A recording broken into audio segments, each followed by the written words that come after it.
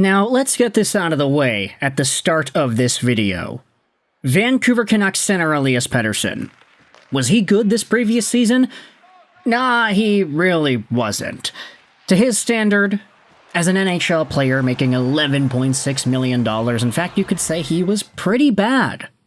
And the funny part is, I think, over the past few months, we have seen more of a sentiment that goes against not just Elias Pettersson as an underperforming player, but also the coaching staff that developed this system that did not gel with Pettersson.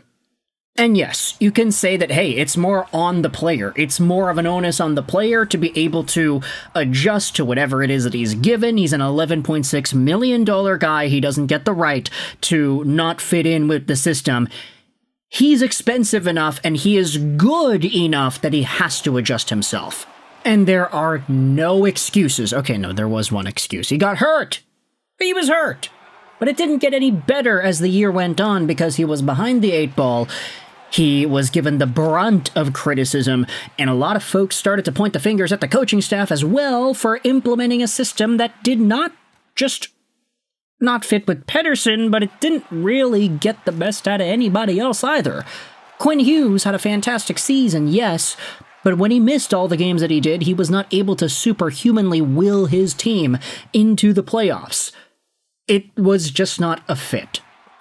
And I wanted to open this video up by talking about how, for Elias Pettersson, it is interesting because over the course of his career, you can say that he has fit and he has played well under every single head coach he has had that wasn't named Rick Tocchet.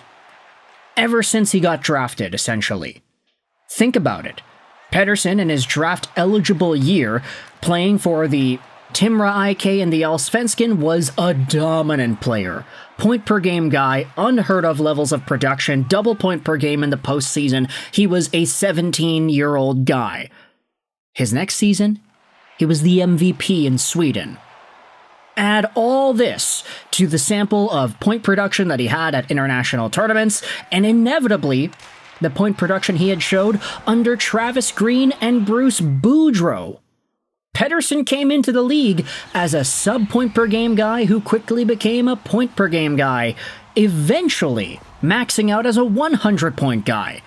Pettersson did all that under Boudreau, Travis Green, and, of course, the second half of the season where he had 100 points. It was under Rick Tocchet.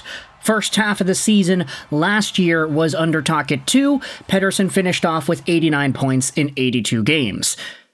He wasn't great for the majority of his time under Tocchet, but a lot of that can be chalked up to his own injury, which we can now use as the excuse, folks. It is a valid reason. But now, what I wanted to do was dive into what Adam Foote could bring to the Elias Pettersson story. How his system and his expectations may be in a spot that allows Pettersson to do even more than we had expected him to accomplish. Let's dive into some of the comments made by Adam Foote on his relationship with Elias Pettersson from May 15th. This will be linked in the description. It's a 40-second long clip of Foote's introductory press conference as the Canucks head coach. And the main message from Foote in this video is that he has had conversations with Pettersson. Obviously, you know, they were a part of the same team for a while. But Foote goes out there and says that he thinks Pettersson knows what he has to do. He says Pettersson is going to dial in. Pettersson has a great group around him.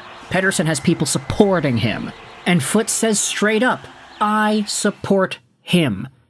And he also says in the clip that what he thinks Pettersson needs the most is that support from the folks around him. It's not, oh, Pettersson has got to do this.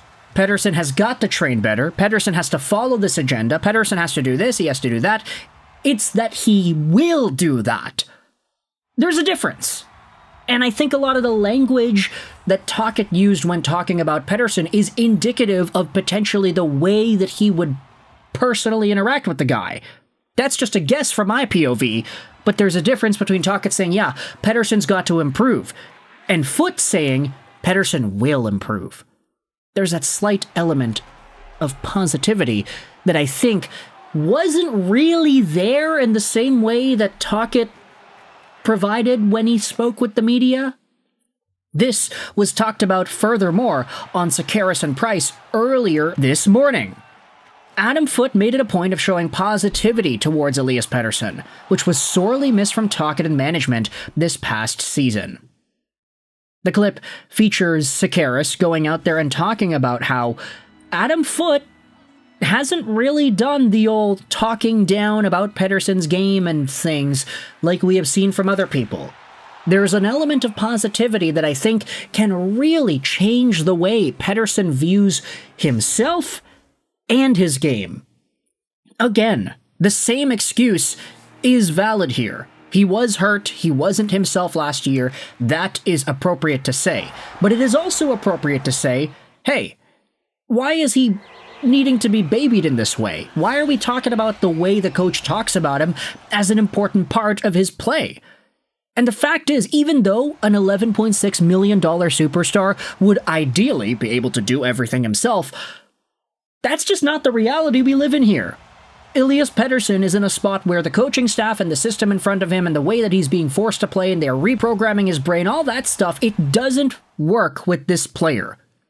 Whether or not you can decide if that is worth $11.6 million, yeah, you're totally free to say it's not. That kind of player with that kind of wishy-washy fickleness in his game, not worth it. You don't want your $11.6 million superstar to completely forget how to play hockey properly when he's playing a different system. You want that guy to be good under any circumstance. But that's just not really what we saw. So all we can do is react to what's changing. And that seems to be what Foote is bringing with an element of positivity that Bruce Boudreau eloquently brought out of Elias Pettersson a few years ago. Remember what Boudreau said earlier this year? I think it was on TSN Overdrive. Miller and Pettersson are so very different because if you want to motivate Miller, you have to feed him a little bit of negativity. Hey JT, I'm not matching you against McDavid tonight because I don't think you can handle it. To which Miller's attitude and instinctual response would be, oh yeah? You don't think I can do it? Well, I'm going to prove you wrong. Let me at it and I'm going to do it. Whereas for Elias Pettersson, you can't say that to him. You can't be like, oh yeah, I'm not going to match you against McDavid because I don't think you can handle it. In order for Pettersson to play his best, Boudreau said you have to tell Pettersson, hey, Petey, I'm matching you against McDavid tonight because I think you can do it. Total opposites. Which is why when JT was tasked with making Pettersson a better player and holding him more accountable, that's when things really got off the rails, especially because Pettersson didn't train properly last year. So, Tocchet was more of that Miller-esque type of personality. You can tell from the way he played and the way that he has his own motives as a coach and the way he speaks about being the coach in an NHL organization. You can tell that Tocchet was a Miller guy. He didn't have that same loosey-goosey, lackadaisical positivity attitude like Bruce Boudreau had, which allowed guys like Pettersson and Andrei Kuzmenko to flourish in that organization and system.